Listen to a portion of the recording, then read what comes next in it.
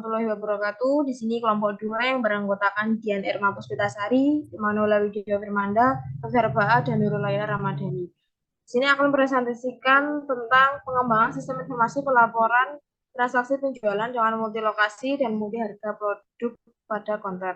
Selanjutnya, yang pertama ada daftar isi, yaitu terdiri dari pendahuluan, metode penelitian, hasil dan pembahasan, dan simpulan. Selanjutnya, yang pertama yaitu pendahuluan. Pada masa pandemi COVID-19 ini, penggunaan listrik dan internet mengalami peningkatan. Yang pertama yaitu pencatatan transaksi secara konvensional. Yang kedua, kesalahan pencatatan dan perhitungan transaksi. Yang ketiga, pembuatan laporan transaksi yang masih manual. Yang keempat, susahnya monitoring penjualan di multi lokasi dan multi harga. Dari permasalahan tersebut, dibangunlah sistem ini untuk mempermudah pemilik dan pegawai konter. Selanjutnya, nanti yang selanjutnya yaitu tentang tabel pengembangan penelitian sebelumnya. Yang pertama, berjudul aplikasi penjualan barang perlengkapan handphone di Zildan Sel Singaparna, Kabupaten Tasikmalaya pada tahun 2018. Persamaannya yaitu sistem melakukan pengelolaan data pegawai, data barang, data pengguna, dan transaksi penjualan barang. Pengembangannya yaitu pengelolaan data barang dan transaksi penjualan lebih dari satu lokasi atau multi lokasi dan multi harga produk sesuai dengan lokasinya. Yang kedua, berjudul Sistem Akuntansi Penjualan pada Namek Sel Delanggu pada tahun 2018. Persamaannya yaitu sistem informasi menghasilkan laporan transaksi penjualan yang membantu dalam kelancaran arus informasi di konter. Pengembangannya yaitu sistem menghasilkan laporan transaksi penjualan baik per lokasi konter maupun secara menyeluruh seluruh lokasi konter. Dan yang terakhir yaitu berjudul Sistem Informasi Manajemen Penjualan AAM Sel pada tahun 2019. Persamaannya, sistem informasi ini juga menyediakan layanan pembuatan laporan penjualan, laporan keuangan, dan sisa stok barang, serta perkiraan keuntungan yang diperoleh dari penjualan harian ataupun bulanan. Pengembangannya yaitu sistem menghasilkan laporan penjualan stok, keuntungan, yang diperoleh dari penjualan harian ataupun bulanan, baik per lokasi maupun secara keseluruhan lokasi. Selanjutnya akan dijelaskan oleh rekan saya yaitu Dian Irma.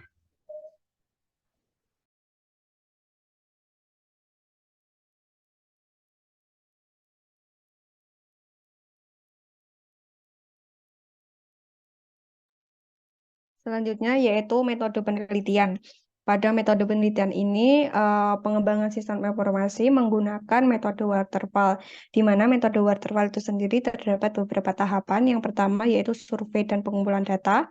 Pada survei dan pengumpulan data ini dilakukan di tempat lokasi yaitu konter di Kota Pangkal Pinang.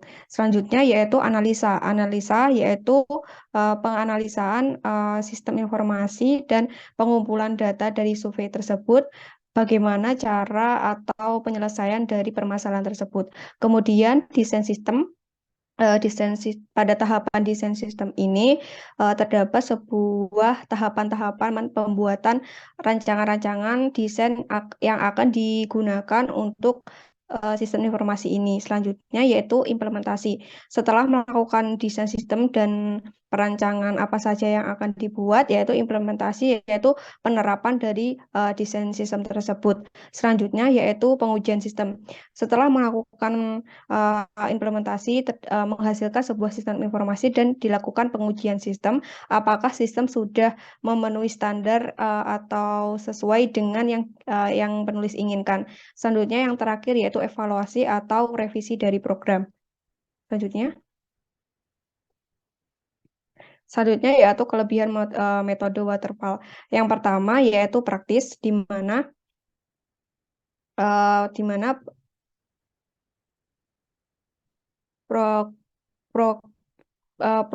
metode waterfall ini praktis dalam merekayasa sistem. Kemudian yang kedua yaitu terstruktur, di mana pengembangan yang terstruktur ini memudahkan untuk perancangan mulai dari desain ke sistem. Yang terakhir yaitu terkontrol, karena metode ini membuat kualitas software tetap terjaga sehingga dapat dikatakan terkontrol. Next. Yang ketiga, hasil dan pembahasan. Dalam hasil pembahasan ini terdapat survei dan wawancara yang telah dilakukan di Kota Pangkal Pinang. Terdapat 3 lokasi, yaitu Metro, Bukit Merapin, dan Kampak. Tiga lokasi ini memiliki produk yang sama, akan tetapi memiliki harga atau harga penjualan produk yang berbeda. Dari tempat Metro ke Bukit Merapin memerlukan waktu sekitar 12 menit, sehingga memerlukan banyak waktu untuk menuju ke lokasi satu ke lokasi selanjutnya. Kemudian hasil dari pembahasannya sebagai berikut. Yang pertama yaitu analisis permasalahan. Dari analisis permasalahan ini yaitu pengumpulan data yang dilakukan secara observasi ke tempat Kota Pangkal Pinang, kemudian wawancara dilakukan dengan owner dan pegawai konter itu sendiri, kemudian hasil diskusi. Dari ketiga pengumpulan data tersebut diperoleh permasalahan yang pertama yaitu monitoring, di mana monitoring penjualan dilakukan secara konvensional dengan menggunakan buku catatan, sehingga kesulitan untuk melakukan monitoring transaksi penjualan tersebut di beberapa lokasi. Kemudian kesalahan perhitungan.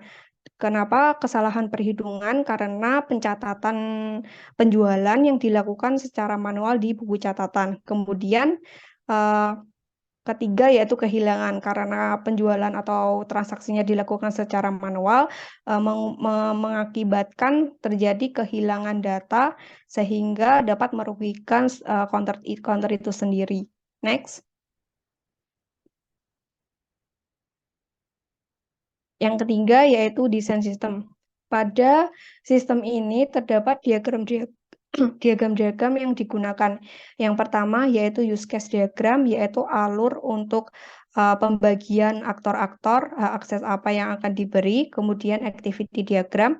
Pada activity diagram ini terdapat alur-alur bagaimana langkah cara penggunaan dari sistem. Kemudian sequence diagram yaitu diagram yang lebih spesifik dari activity diagram atau alur yang lebih spesifik pada sebuah sistem. Kemudian yang terakhir yaitu class diagram, yaitu diagram yang memperlihatkan apa saja database yang akan digunakan di sistem tersebut.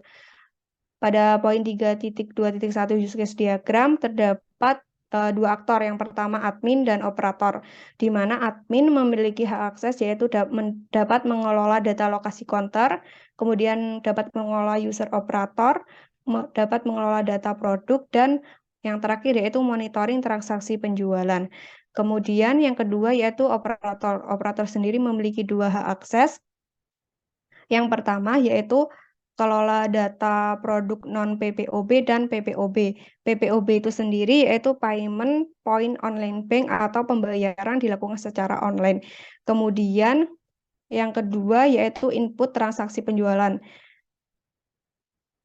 Selanjutnya.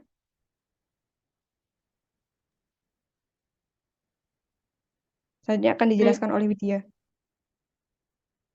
Baik, yang selanjutnya adalah activity diagram. Yang dimana di sini terdapat activity diagram kelola harga produk dan activity diagram transaksi produk. Selanjutnya. Terdapat sequence diagram, yaitu di mana dengan arti urutan sebuah diagram yang digunakan untuk menjelaskan dan menampilkan interaksi antar objek-objek dalam sebuah sistem secara terperinci.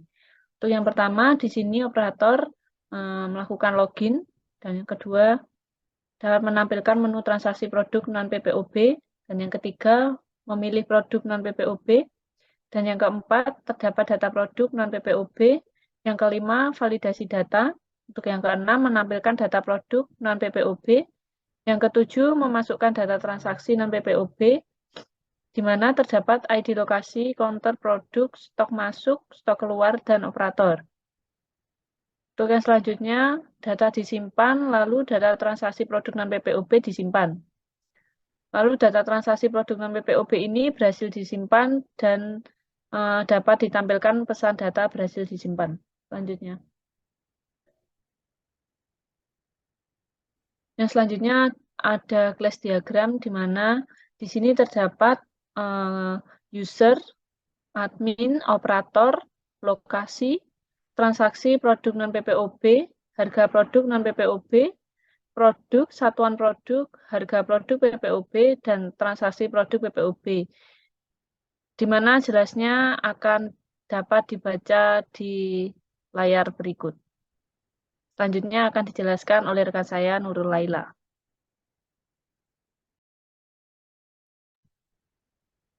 Selanjutnya yakni implementasi. Untuk implementasi sendiri terdiri dari mockup dan sistem informasi. Sistem informasi ini berbasis website dan dapat diakses melalui jaringan internet. Untuk penjelasan mockup sendiri, yakni mockup sistem digunakan untuk memberikan gambaran desain sistem informasi yang akan dibangun. Lalu untuk sistem informasi, menghasilkan website dengan desain mockup yang telah dibuat sebelumnya oleh penulis. Untuk selanjutnya, yakni pengujian sistem. Pengujian sistem di sini menguji 12 fitur yang ada pada aplikasi dengan menggunakan black box testing yang dilakukan oleh tentu saja pemilik konter dan juga tenaga ahli dan orang-orang yang mengerti dalam bidang IT. Bisa dilihat pada tabel di presentasi ini, semua fungsi dan fitur berhasil 100%. Saya beri satu contoh yakni login, di mana aktornya yakni admin dan operator. Untuk case-nya, untuk menginput username dan password itu berhasil karena menampilkan pesan jika gagal tidak bisa mengakses menu dan jika berhasil menampilkan menu sesuai dengan fungsi pengguna.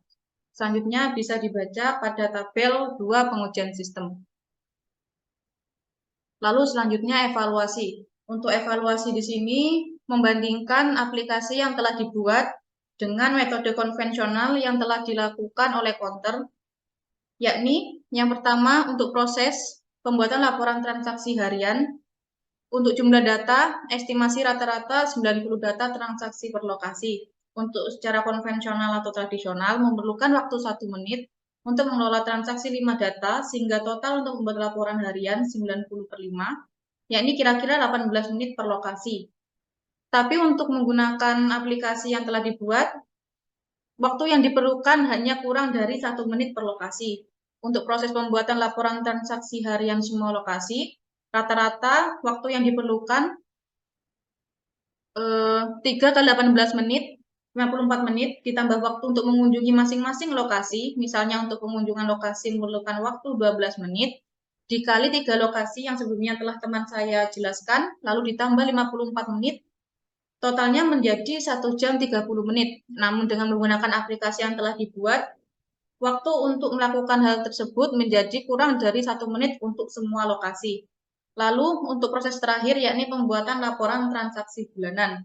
Estimasi rata-rata 90 data transaksi per lokasi. Untuk konvensional memerlukan waktu 1 menit untuk mengelola transaksi 5 data, sehingga total untuk membuat laporan bulanan 18 menit dikali 30 hari, yakni 9 jam per lokasi.